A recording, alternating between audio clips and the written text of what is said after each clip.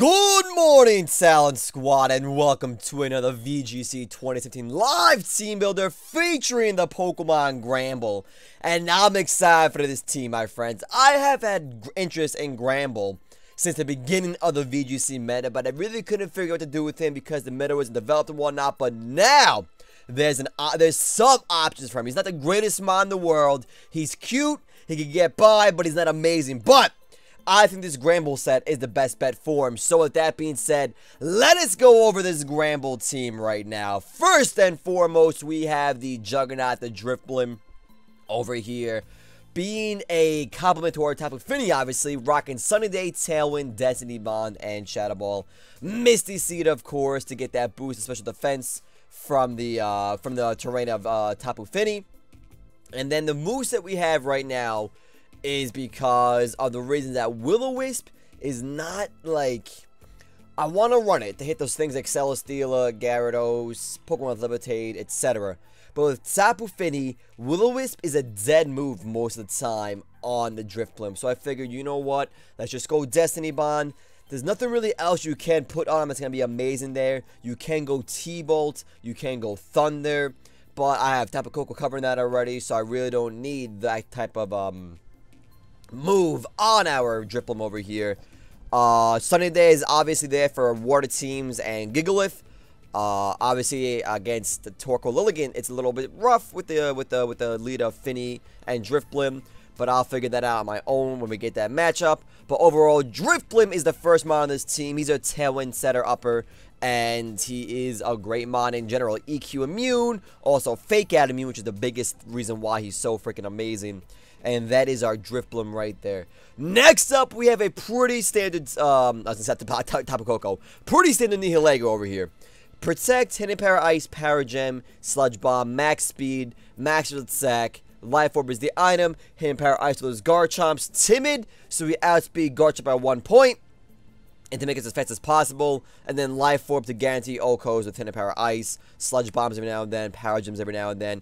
All that good stuff. Nothing crazy here, guys. And of course, always in the description down below, EVs and IVs for you guys to check out or use on Showdown. Whatever you want to do with it, use it to your heart's content. That is our Nihilego over here. Nothing too crazy. Like I said, standard Nihilego. He puts in the work. And that is that right there. Then we have an experimental mod. A mod I'm going to try out and see how well it does. I'm excited to try it out. I haven't used a physical Koko in a long time, or ever, I think. So we're going to rock out with a physical Koko right now. Protect, U-Turn, Nature's Madness, Wild Charge. The item being Electrium Z. And that's the Koko. Max Speed, Max Attack, 4 in the HP. U-Turn, so things like Marowak and Togedemaru seen a lot of play recently cannot lock us in. Nature's Madness, so we just have HP of things like Celesteela. Obviously, you don't want to have the HP of Muck or Snorlax or Berry Mons in general, but that have HP, having the HP of any mod that does not have a freaking Gluttony Berry or Citrus Berry in them or something could be really good and allow us to get that OHKO that we may need, or that 2-shot KO, or that KO that we may need. If you want to run Nature's Madness, you could easily go Brave Bird or Skydrop, or even Taunt if you like, but I already have Taunt on this team, see that in a bit. But I do like the idea of having U-Turn, Nature's Madness to have its sex, Wild Charge for some big old damage right there, and Electrium Z for 1 attack without recoil damage, and huge massive damage with Koko's attack stat being much higher than its special attack stat. That's going to mean we get those bigger hits, bigger damage, and a lot of just chunks of damage being done with Tapu Koko over here. His attack is 115 as opposed to his attack being 95, so the extra 20 points is going to be really, really good. You see level 60, his attack is 199. Nothing crazy, but it's good enough. It gets by. I can think of like 50 is probably like a high 180 or a low 190. I really don't know to be exact because I haven't used a physical Koko before, but at level 50 at least. But I'm excited to try this thing out. Can I guarantee it's going to be amazing? No. Can I guarantee it's going to be better than special? No. And I can guarantee that Intimidate is going to suck for him, but that's why you have U-Turn and Nature's Madness to get around that sometimes. So I'm going to try this Tapu Koko right here, see if it goes down. And basically this team does struggle with Celesteela, hence why I put you on this team instead of Togedemaru like I did last time. And then, what else do I want to say about this thing? that's about it, to be honest. That's Tapu Koko right there. He seems incensed, ready for action. I'm excited to use it. And that is that. Next up, we have the Tapu Fini. Protect, Taunt, Moonblast, and Muddy Water. This team is very, very, very prone to Porygon 2 and things like that. Some Trick Room Setter uppers. That is why this team is necessary to have a Taunt user on the team. And I chose my Taunt user to be Tapu Fini. You guys be saying, Mr.Talent, why are you using Fini Mandibuzz? Mandibuzz could have Taunt, and then Fini could have an extra attack there, whatever it may be. And to you, I say, I'm just tired of using Mandibuzz. I don't want to use Mandibuzz anymore. I want to use my boy Drifblim. So we got Drifblim and Fini instead of instead of Fini and Mandibuzz. We have Taunt on the Fini. Because most of the time, people expect a Calm Mind, or Specs Fini, or Fini with, like, Psych Up, maybe something like that. So I feel like Taunt is a bit of an underused move on Fini now. So I feel like it has more of a surprise factor. I can Taunt those Snorlaxes, those Porygons, even like Gluttony Mach, Curse. I mean, not Gluttony Mach, Curse Mach, Curse Gigalith. If I want to Curse Gigalith, I'll just go for Muddy Water. But that's why I have Taunt on you. It's just a nice move to have. I could also Taunt the Poison Finis, go for Calm On and stuff like that. But I do have Kartana for that. But the thing is, I usually don't like running Muddy Water, because I have really bad luck with Muddy Water. I always miss it, especially against Arcanines that I want in land. I usually like to run Scald, both a max HP, max with sack, modest Fini. I'm just going to go for Muddy Water, go for those extra drops, and try to get some luck on my side of the field. You can run Scald, you can run Drifblim instead of Taunt. But Muddy Water does cover both Mons. It is nice to have 2 Mons every now and then instead of 1. And of course, you can't get Scald Burns usually because of your own terrain. But I don't know, man. I do like the single target damage a lot of the times. Like we just saw in the tournament recently, that man rage quitted because he missed a Muddy Water on Arcanine. And he got critted on his Mandibuzz. I can't blame him, dude. But if you're running Scald, you don't gotta worry about that.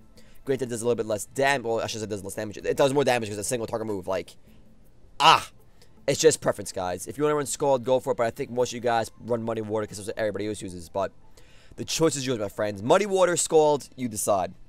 Then we have Kartana. And I'll always be rocking Focus Sash Kartana. I do not like the Z move at all. I like Focus Sash because it guarantees you a almost guarantees you a beast boost. Granted, you could argue Mr.Talent, if they go for a Z move, I'm almost guaranteed an Oko, and that'll give me a beast boost as well.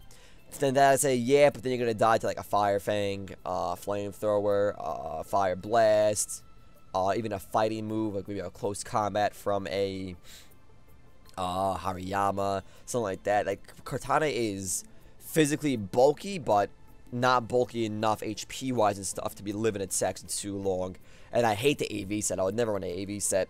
But Focus Sash, Life Orb, and the Z move are the way to go. Z move, I think, is the most used one right now.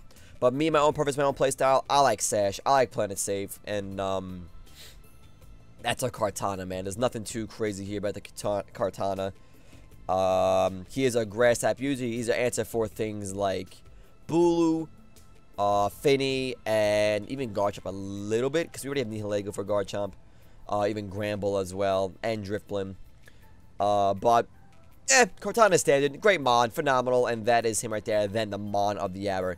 Now, this set coming up, I think, is the most optimal for Bertha, the Granbull right here. Protect, Fire Fang, Close Combat, Play Rough. He's max HP. I'm pretty sure all Pokemon like max HP, max attack, or max speed, max their attack stat, whether it's special or physical. But anyway, we got Bertha here. Protect, Fire Fang, Close Combat, and Play Rough. Now, what is important about this set? Oh, my music just went on my bed. Fire Fang, that is for things like Kartana, because Kartana can't Oko you without a crit. Leaf Blade doesn't do much to you. Smart Shot does not Oko you. Fire Fang kills Kartana 56% of the time if it does not have a Sash. Fire Fang is there for Celesteela, Kartana, and that is basically it. It assures you can do damage to those mons right there. And maybe even the occasional Togedemaru. And maybe Magnezones, but you have Close Combat for that, or Fightinium Z for that. But Fire Fang is a move if you don't want to go for a defense drop. Like, it also hits Kartana really bad because it's times 4 instead of times 2. But I think it's good coverage for Granbull. Now, Close Combat. This is what's key, guys.